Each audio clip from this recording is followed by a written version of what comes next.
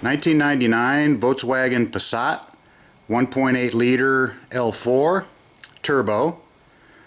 We're going to do just the water pump. There's a great video out there that shows doing the timing belt and the water pump at the same time, which is a good idea. In this case, the water pump is not driven by the timing belt. It's got its own little V-belt, but unfortunately you need to take the oil pump gear that's driven by the timing belt, has to be removed to access two of the water pump bolts. So you basically have to do a timing belt type job to replace the water pump. I'm going to show you a couple of things were different about taking this off compared to the video that I'm going to reference. We'll try and tell you some of those later, but you just need to get this front end tipped forward to get you some access down in here. And once you get that cooling fan off, it's not too bad of a job. I wish I could have gone into a little more detail on what it took to get the front end of this thing apart, but my assistant was a little gung-ho about getting things ripped apart, and we didn't document that very well. It's quite possible that we took off more than necessary to get that space we needed to get to those bolts holding on the fan. Once you can get enough room to lean that forward and get those 4 bolts off that plastic fan, you're pretty much in business. But basically, here's what we did. Unlike the video I recommended, we had no washer fluid tank. We had no connectors to the fog lights. There were several screws holding on the plastic panel above the radiator and bumper. Remove those. Remove the panel over the hood release latch and carefully remove the hood release latch. There are delicate small parts there, so be careful. Remove that hood release latch. Remove the 2 screws for the clips that hold on the bumper / grille. Remove the 2 screws on each side in front of the wheels holding the bumper on. You may need to turn the wheels to access those or use some kind of a very low profile torx holder. There may be some screws holding the bottom of the bumper on. We're missing some things down there, but check for that. Remove the 2 turn signal / parking lights. You access a little ring in there, pull it, pops off over its detent holder there, and then you can pull those out and just put them off to the side. You don't even have to unhook them. Remove the 2 side screws holding on the headlights. Pop some little plastic caps off the 2 screws holding the top of the headlights, if those are still there. Then remove those 2 screws on each headlight and pull the headlights out. Then remove the electrical connectors from those headlights. Remove 2 small hex bolts going up through the bumper grille, kind of on each side, right around where those turn signals were. It's a hex going up from the bottom. Pry the bumper out of that holder around that hex screw. Remove 2 screws holding on the intake air duct. That's kind of over a little bit off center on the passenger side above the radiator. Remove the bumper and grille. That's the plastic piece. The grille covers the bumper, has the license plate on it. That should all come off as one big piece. Remove some piece of ductwork. It's on the driver's side, down low, I don't know, 8-9 inches square. Just kind of pops out of there, some big plastic square tube. I think it's some kind of preheat for the turbo air, something like that. Remove the 6 large torx bolts and 2 10mm nuts holding the metal bumper on. Those torx screws are pretty good size. I think it was T45, but they're a little bigger than the average guy might have. Remove that metal bumper.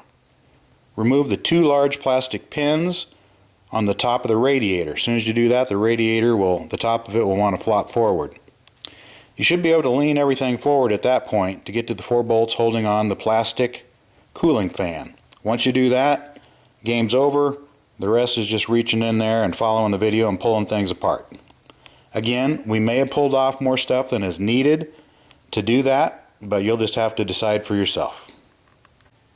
I recommend as you disassemble the front to get that to lean forward to gain access, that you take your screws, put them in little containers and mark them, or what I tend to like to do is at least put some of the screws back in where they came from, to leave yourself some little breadcrumbs so that when you go to put this thing back together, you can say, oh, this type of screw went here, this type went there. The next most complicated thing is getting that crank pulley off. In the video that I watched, he took the belts off and then he just kind of jerked his wrench and was able to keep the engine from turning over while he got those crank bolts loose, those crank pulley bolts loose. But this is kind of one of the most dangerous parts of the job because those things can strip, and if they do, you're really hosed. So what we did was we left the tensioner on there, and then you can have somebody push the opposite direction on the tensioner, puts a lot more pressure on that belt. That'll keep that from turning, and then you can get down in there, tap those into place, make sure the holes are clean, tap them into place, and get, like I've got a 1/2-inch drive adapter. They're pretty tight. You want to push in hard and turn and hope they crack loose.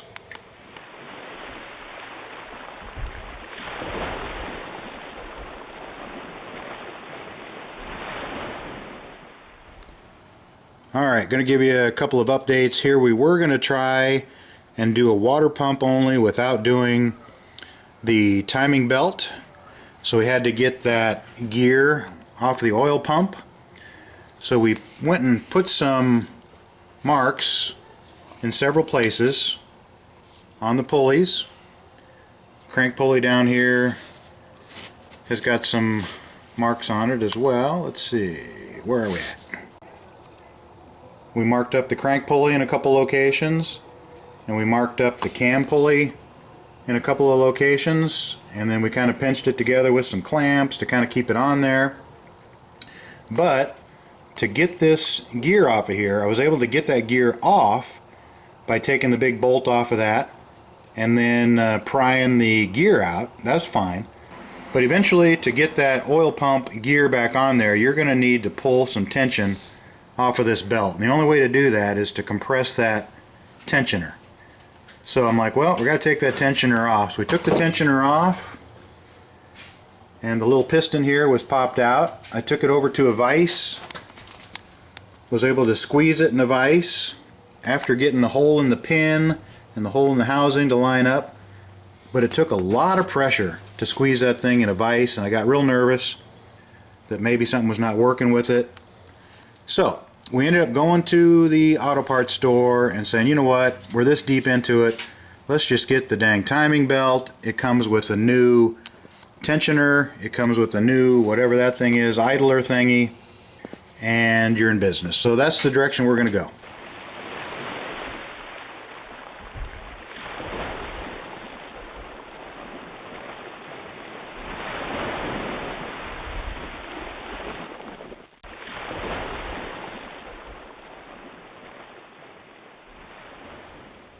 Had we known from the beginning that we were going to do the timing belt, we would have bought one of these kits that included the water pump and all the stuff that came with this kit. Hopefully you don't need this spark plug wire thing. That was a little foobar that I took as a side venture. Then we replaced all the belts. I believe this one was the water pump belt. It's going to fit extremely loose, but that's okay. There is no tensioner and it fits loose. That's just the way it is. Pretty sure this one was the AC belt and this one was the serpentine belt. It's a great time to replace that one because it really helps that you can loosen that top bolt on the AC belt tensioner, move it out of the way, and slip the serpentine belt in there. It can be a real bear cat if you don't have the radiator tip forward and access to that top bolt on the AC tensioner. So great time to replace the serpentine belt. I loosened that nut right there, and then we took the bolt out of here, which I believe that's the power steering pump over there, and then that bracket will move down, gave you access to this bottom bolt here that you could have maybe got out with a million turns and really lucky, but boy, taking that bracket out's the way to go. The other bolt over here was fairly easy to get to once somebody helped you guide it in from the bottom. The other bolts, not too bad.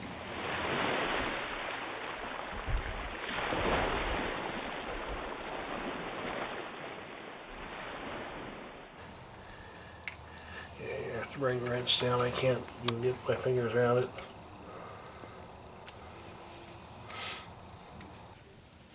There's the AC pulley. There's the AC belt tensioner. This bear of a belt tensioner is hard to change unless you got the front tipped out like this, because of this this top bolt is a real bear cat to get to. You can get to it and you get it loose so you can adjust tension, but if you ever took it out and then tried to reach up there and put it back in, you'd have to get real lucky. So, it'd be a good time to change this. It's recommended. However, we took this one and spun it. It spins really good, so we're gonna reuse it. Just one other little tip: to get that big bolt there off the oil pump gear, the timing belt goes over that. I tried to loosen that with a big socket, and of course I just started turning the engine over. So I had my assistant put a wrench socket and a wrench on here, and he basically just held it steady, in the direction of sort of tightening it. Didn't take much force. That kept this gear from turning, and then I was able to get that bolt loose. This started out as a water pump only job, but we involved the timing belt because we had to get to those two bolts there that are behind this water pump gear. But in the process, you end up taking the timing belt loose anyway. The stupid tensioner over here, compressing that's a pain in the butt. So anyway, we've gone back now. We've got a kit, comes with the belt, this idler tensioner right here. Comes with, you can get it with a water pump, but we got the one without the water pump. So the tensioner, the idler, and the belt in a kit. On the lower timing belt cover, the upper right bolt looks like it wants to go in that water pump hole right there. But I've stuck a bolt in there and it goes in a mile, nothing, doesn't find any threads. I think this car is set up to have originally had like a alignment pin sticking out of there, and that pin may have stuck out like another 1/8 of an inch, and then that just kind of lined up with one of the holes in the plastic cover. So we're only going to put 3 bolts holding on the front bottom timing chain cover. Here's your crank pulley / harmonic balancer. In that there will be an alignment notch. Pretty small notch. In the video that I'm recommending you watch, the guy does not trust that little notch lining up with the mark on the bottom plastic cover. He'd rather actually take the spark plug out, stick a socket in there, find top dead center that way. I can kind of see that. I mean, if somebody would have ever happened to put another little chisel mark in here, you could get confused. In this case, I've checked this over, and that is the only notch in there, so I'm sure that's what that is. Here's that oil pump drive pulley. It is keyed, so it can only go on in one way, one orientation. There's no way you can get it on backwards. This is actually the back side, but it will not go on the other way because it's got quite a concaved area here. So you can't put it on backwards, you can't put it on wrong, and really the alignment doesn't matter because all you're doing here is spinning the oil pump. Here's the front of that crank pulley / harmonic balancer, and you can see there's the 4 bolt holes, and then there's the alignment hole. That matches up with a little pin sticking out of the crank.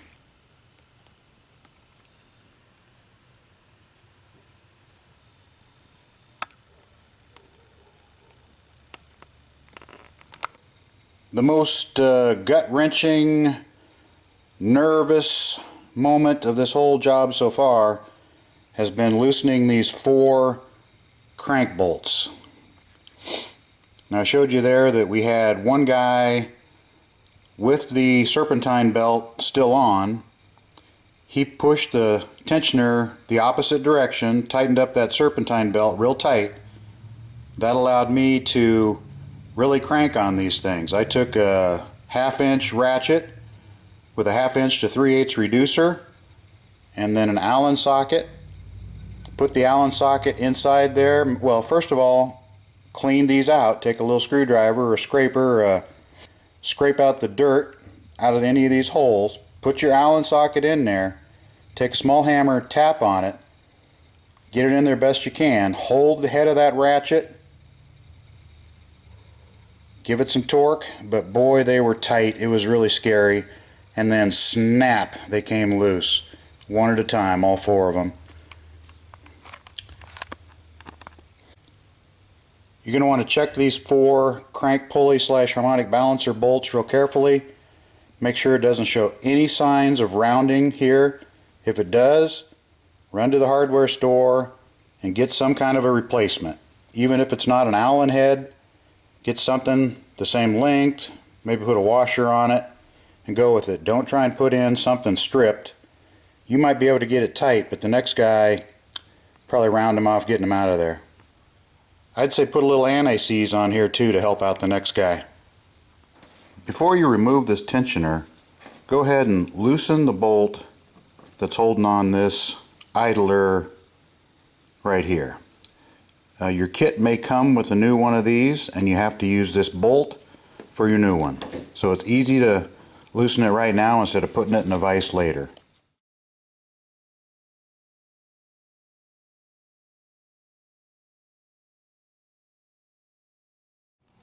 If you want to be a little proactive, you could spin this crank around while you still got the crank pulley / harmonic balancer on there and the front cover, lower half of it, on there. Get those marks lined up, then come up here, make sure that the mark here on the housing and this mark are lined up. That would pretty much tell you that you can trust this mark down here on the balancer. And that would be in lieu of removing that connector, pulling the bolts, pulling the coil pack, undoing the spark plug, sticking an extension down there, and then turning the engine over, watching for that extension to come up to its highest point. Would be top dead center on this first #1 cylinder. Draw yourself a serpentine belt routing diagram. From your own perspective, it'll really help you out.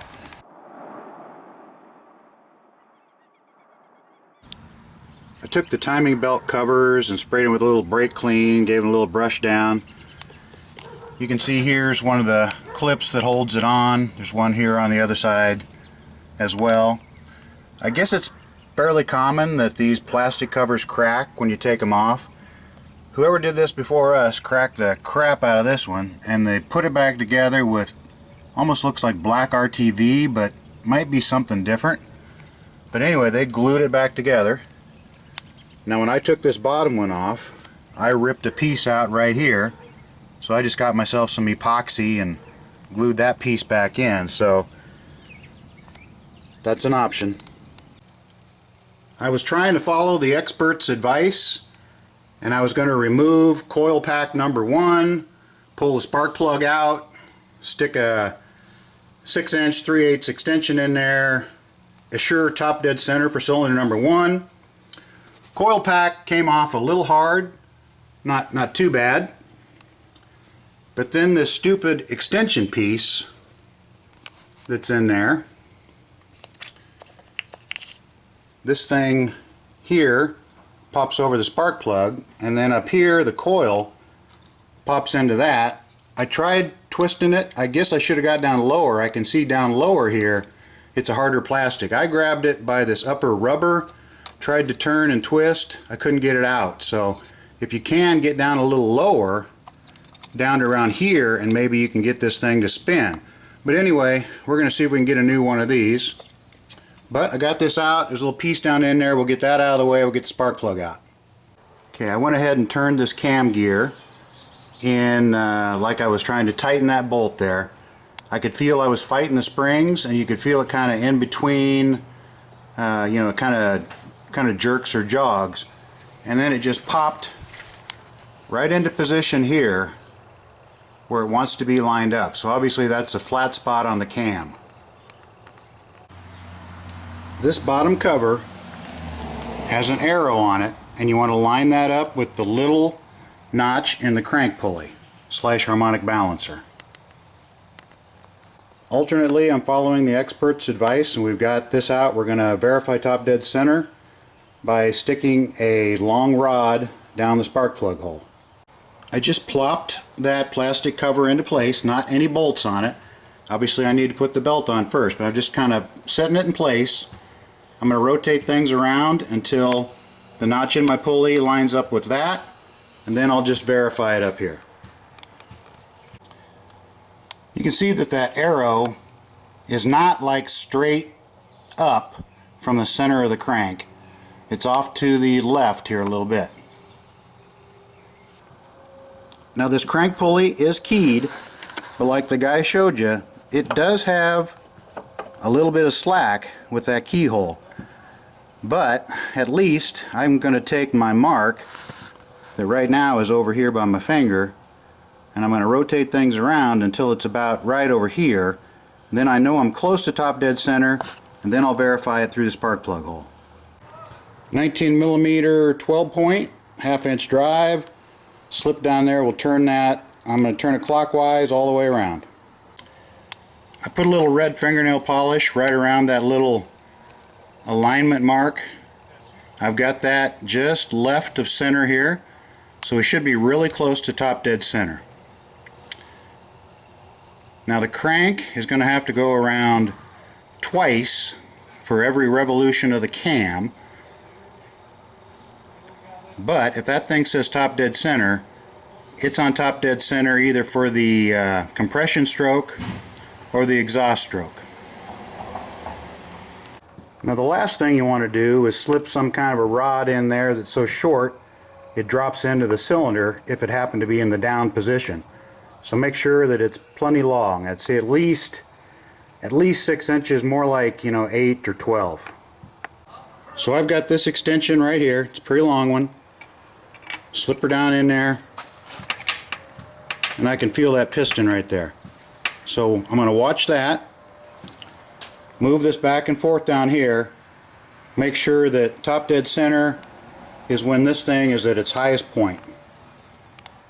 Then of course eventually we'll verify that against the mark on the cover. I've never had a good use for this little 1/2 inch drive thing that I've had, but in this case it ought to work nice. It'll allow me to turn this 19mm socket back and forth without switching the ratchet back and forth while I'm watching that go up and down.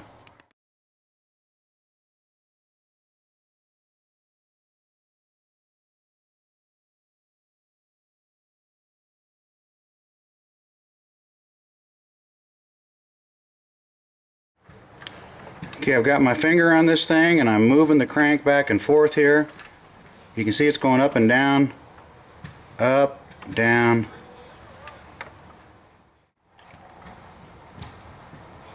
up, flat right there.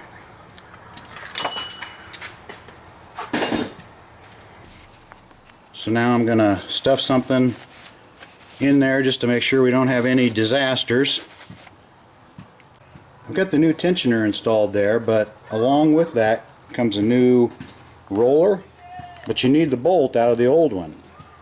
Ideally, you'd probably take that off beforehand, but I'm going to have to put this one in a vise, get that bolt, and then I'll put the new roller onto the new tensioner with this old bolt.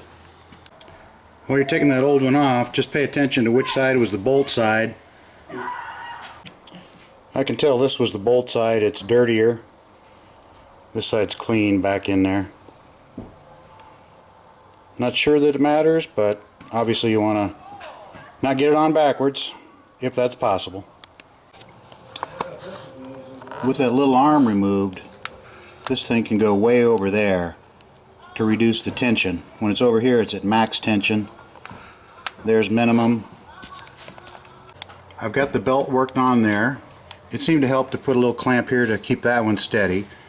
You want to pull it tight through here, over that roller idler there, and then tight down around the crank, then work it onto the cam gear, and if you got any slack at all, it's going to be mostly here.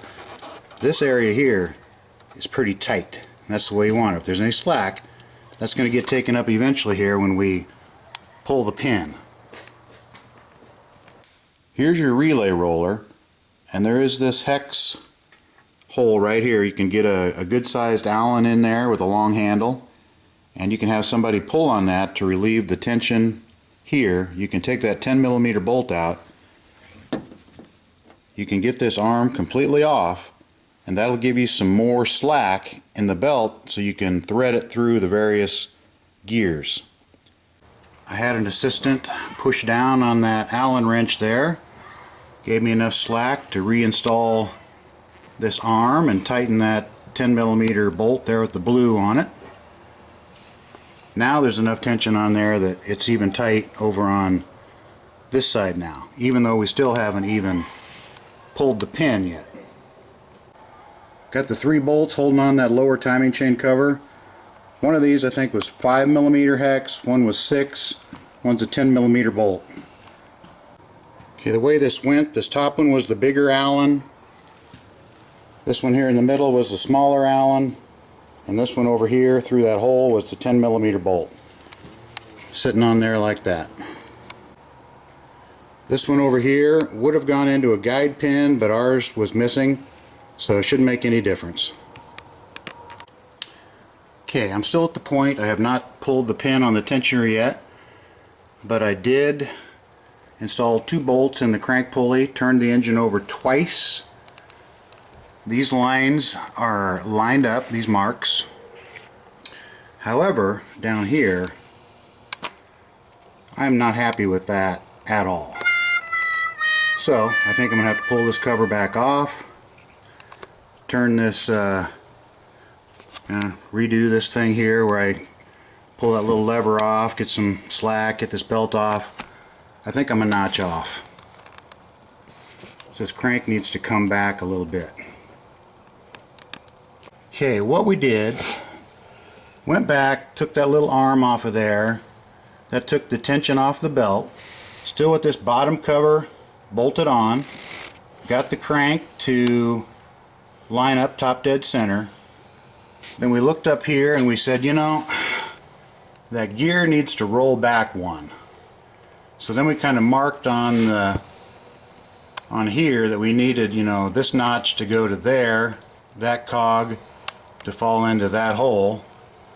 We slipped the belt off, turned the cam gear, slipped the belt back on.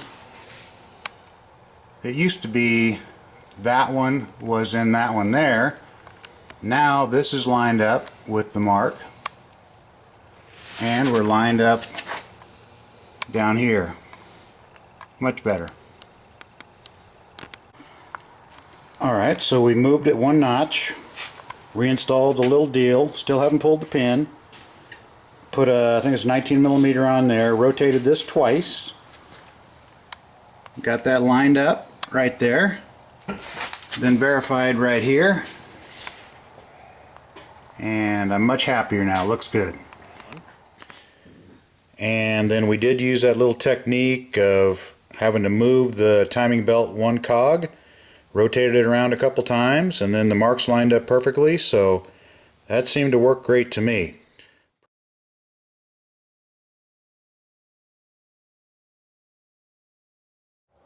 Okay, everything lined up, this little bracket back on, we're happy with the alignment. Went ahead and pulled this pin. I was expecting a big click, really didn't click, but this pin will not go back in there, so obviously it moved just a little bit. This thing's pretty tight, won't move. Everything as far as belts feels good, so we'll assume that tensioner is working. Alignment pins of the top cover went inside the bottom cover, and then there's this little clip that just pushes over and snaps over the back on this side and that side, and then everything else is pretty much like that video. We're going to pull these hoses back over, start putting things together up front here. We took that bolt off of the AC tensioner, that way it'll flop down, give you enough room to squeeze that in there. It'll just barely fit in there. We've done it once before without taking the bumper and all that off, but you take that bolt right there out, makes it super easy to get that in. Working on that water pump belt, I think we're going to leave the belt off of the drive over here. get the bolts in the pulley first, because that's a real bitch to line the pulley up with the pump.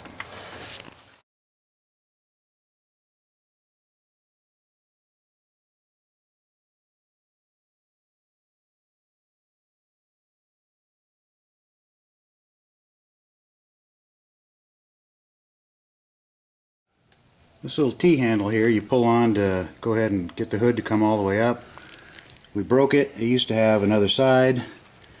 It helps a lot when you're working on this if you'll take out this little section right here that goes over. You can get to it a lot easier.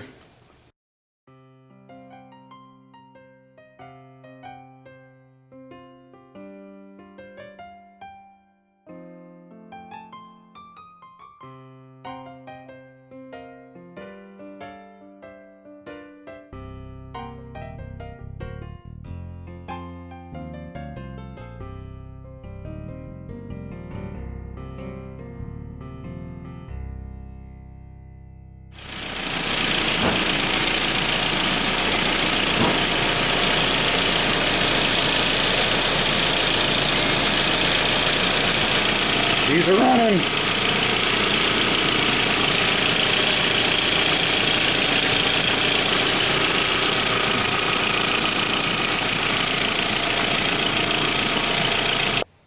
As far as checking top dead center by pulling out the spark plug and sticking a long extension down there, I'm not sure I'm a huge fan. Obviously I had a little trouble because this thing was froze onto the spark plug, and in the process I ended up ripping this rubber all apart. But probably would have been a better way, as I mentioned, to, if you can get down here, it's not so rubbery, you could probably pull it out and, you know, get it to twist more.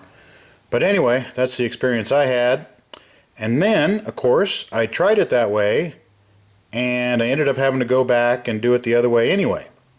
So using the mark on the crank pulley / harmonic balancer and the cam is the way I ended up going. Problem is that when that piston gets to top dead center, you can have, you know, a ½ inch of movement with that crankshaft one way or the other on side of top dead center, and there's not much movement. It's pretty flat up there. So unless you're going to take something and hold it steady above that extension so that you can really see when it stops moving up and then kind of gauge the middle of that, I'm not sure that's the best way. I think you might want to do that just to make sure that your mark's not like a mile off. But as far as using that to set top dead center, I think I would trust the mark on the pulley. And looking over the timing belt, it looks to be in good condition. We're not sure how many miles this has on it. It did get replaced, long story, but this engine has been replaced once before because the timing belt failed and ruined the engine. That seems like it was about 5 years ago, probably about 35,000 miles, so this probably didn't need to be replaced. But because it can ruin the engine, it's a good idea to replace these at least every 60,000.